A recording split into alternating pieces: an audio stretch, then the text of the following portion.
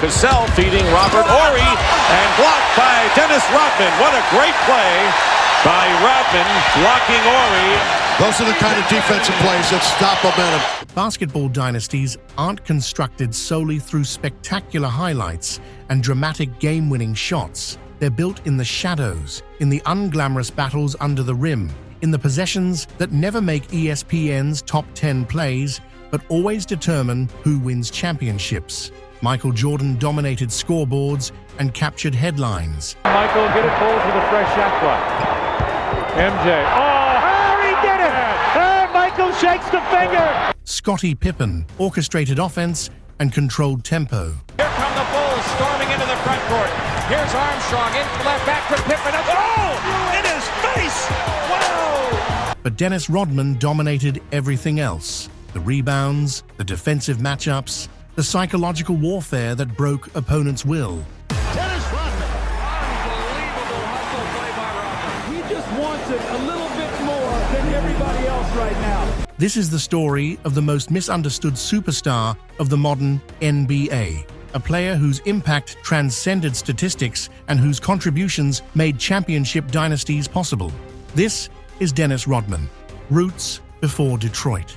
Before Dennis Rodman became a 5-time NBA champion, before the rebounds and titles and controversy, there was simply a kid born on May 13, 1961, in Trenton, New Jersey. No basketball pedigree, no recruiting hype, no guarantees of future success.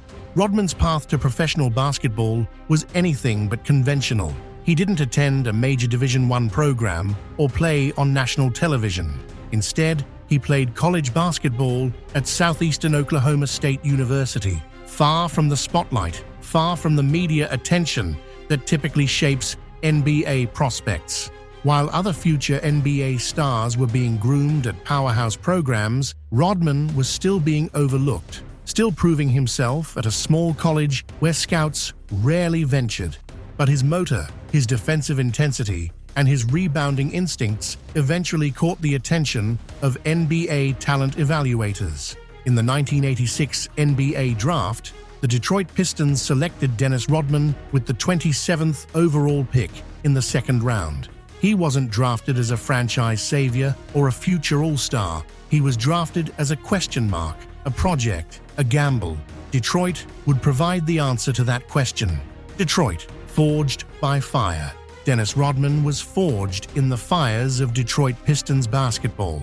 This was a franchise and a city that didn't care how aesthetically pleasing the game looked, only whether you were tough enough to survive it, whether you could withstand the physical warfare that defined bad boys basketball. Thomas and Rodman gets the basket, and Larry Bird with his second foul of the game. Playing alongside Isaiah Thomas and Joe Dumars under the demanding leadership of head coach Chuck Daly, Rodman became the embodiment of Detroit basketball philosophy.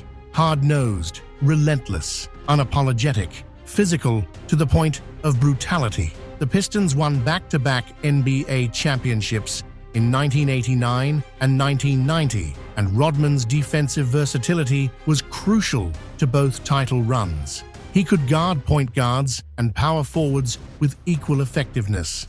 He sacrificed his body night after night, diving for loose balls and taking charges that other players avoided. Rodman won 2 Defensive Player of the Year awards with Detroit, recognition that his defensive excellence had reached elite status. In Detroit, Rodman wasn't considered a distraction or a problem. He was the standard, the player who set the tone for how the bad boys approached every possession. Down Rodman a second left, lets it fly midcourt. Goes! It goes! It does! A triple! The art of rebounding. Dennis Rodman didn't dominate the rebounding category through physical advantages alone.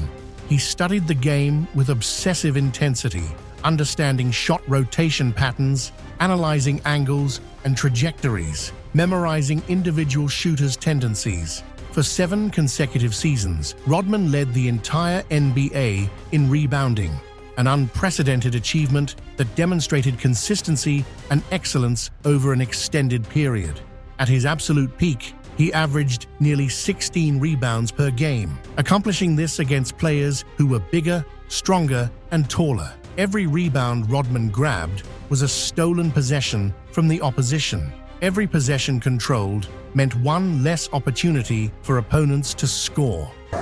Richmond, deep to Bonner. Dennis Rodman walks it away to Walker. The Worm makes a sensational block. And possession control, more than any other statistical category, determines which teams win championships. Exile, the San Antonio misfit. After his successful Detroit years ended, Dennis Rodman moved to the San Antonio Spurs. The franchise possessed tremendous talent with David Robinson, but they lacked understanding of how to maximize Rodman's unique skill set and manage his complex personality. Rodman's intensity, which had been celebrated in Detroit's physical culture, became controversial in San Antonio's more structured environment. His independence and refusal to conform to traditional expectations created conflicts with coaches and management. Without a system built on trust, sacrifice, and understanding of his value, Rodman drifted, not because he stopped caring about winning, but because nobody in San Antonio knew how to properly utilize his talents. The league began viewing him as damaged goods, a risk too great to manage. What they failed to recognize was that Rodman was simply waiting for the right environment to flourish again. Just about 3.5 minutes. Rodman, a big move to the hole. The slam doesn't count, but Rodman is fouled. Chicago, redemption meets redemption. When Dennis Rodman arrived in Chicago before the 1995-96 season, he wasn't the only one desperately searching for redemption. Michael Jordan had returned from his baseball retirement the previous year, and the basketball world welcomed him back with celebration and anticipation. But the ending of that comeback season wasn't familiar or satisfying. In 1995, the Bulls were eliminated by the Orlando Magic in the Eastern Conference semifinals. For the first time in years, Michael Jordan tasted playoff failure and unfinished business. Jordan wanted redemption from that playoff disappointment. Rodman desperately needed redemption after his San Antonio exile. Two restless competitors with massive egos and championship pedigrees, united by one final opportunity to prove they still dominated the game at its highest level, the greatest season in NBA history. What followed during the 1995-96 season wasn't merely dominance, it was the rewriting of basketball history. The Chicago Bulls compiled a record of 72 wins and only 10 losses, establishing a standard of regular season excellence that the league had never witnessed. To Michael. Rodman. Oh! Not a layup, a hammer down by Rodman, a tomahawk slam. Michael Jordan provided the scoring and leadership. Scottie Pippen orchestrated the offense and defended elite wings. And Dennis Rodman controlled games without ever needing the basketball in his hands. Every rebound mattered. Every defensive possession was claimed with ferocious intensity. By season's end, the Bulls weren't just NBA champions. They were being discussed as potentially the greatest team in basketball history, a standard against which all future dynasties would be measured. Destroying the league's best, Shawn Kemp. Before the 1996 NBA Finals began, Seattle Supersonics forward Shawn Kemp appeared unstoppable. Throughout the playoffs, he had averaged over 23 points and 10 rebounds per game, combining explosive athleticism with devastating power around the basket. Then Shawn Kemp ran directly into Dennis Rodman. In the finals, Kemp's offensive rhythm completely vanished. His shooting efficiency dropped significantly. His dominance was systematically disrupted, not through spectacular blocks or highlight reel plays, but through constant physical resistance and positioning that made every shot more difficult than it should have been. The MVP test, Karl Malone. In 1997, Karl Malone won the NBA Most Valuable Player award. The league crowned him as its most dominant force, recognizing his consistent excellence and leadership with the Utah Jazz. Then, the NBA Finals began, and Malone faced Dennis Rodman. Rodman pushed Malone off his preferred scoring spots. He forced tougher, more contested shots. He drained Malone's energy possession after possession, making the MVP work harder than he ever wanted to work for every point and every rebound. In 1998, when the Bulls and Jazz met again in the finals, the same matchup returned with identical pressure and physical toll. And once again, the same result occurred. Malone's effectiveness diminished against Rodman's relentless defense. Malone slips it through a crowd to Anderson, who misses the floater. Rodman juggles the rebound but saves it in. Rodman didn't erase greatness entirely, but he neutralized the advantages that made players unstoppable against everyone else. Zen and sacrifice. Under Phil Jackson. Head coach Phil Jackson believed basketball was more than just a physical competition. It was a spiritual exercise requiring ego surrender and purpose embrace. And Dennis Rodman, surprisingly, became Jackson's perfect student in this philosophy. Rodman didn't demand offensive plays designed for him. He didn't complain about shot attempts or scoring opportunities. Instead, he asked for responsibility, the toughest defensive assignments, the most crucial rebounding possessions. Under Jackson's system, rebounding became Rodman's meditation, defense became his discipline, and the chaos that had defined his San Antonio experience transformed into balance.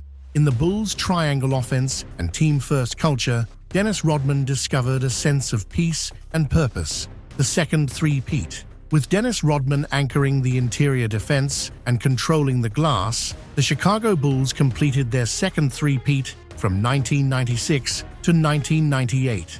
3 more championships built not on offensive flash or spectacular individual performances, but on possession control and defensive dominance. Every rebound Rodman secured ended an opponent's hope of a comeback. Every defensive stand broke momentum and crushed spirits. Rodman was the constant, the relentless engine that never stopped running, the player who made everything else possible for Jordan and Pippen to execute. Legacy. Dennis Rodman proved that basketball greatness doesn't always manifest through loud scoring performances or highlight reel offensive plays. Sometimes greatness is relentless. Sometimes it's completely misunderstood by casual observers who only value points and assists. And sometimes greatness is embodied by the player who made everything else possible. The missing piece that transformed talented rosters into championship dynasties. The defender who neutralized opponents' advantages. The rebounder who controlled possessions that determined winners and losers. 5 NBA championships. 7 consecutive rebounding titles. 2 Defensive Player of the Year awards, a Hall of Fame career built on sacrifice, intensity, and understanding that winning requires more than just scoring. This is Dennis Rodman. This is Humble Fire. If you enjoyed this documentary, like, subscribe, and turn on notifications for more stories about the players who change basketball through defense, rebounding, and sacrifice. Who should we cover next? Let us know in the comments.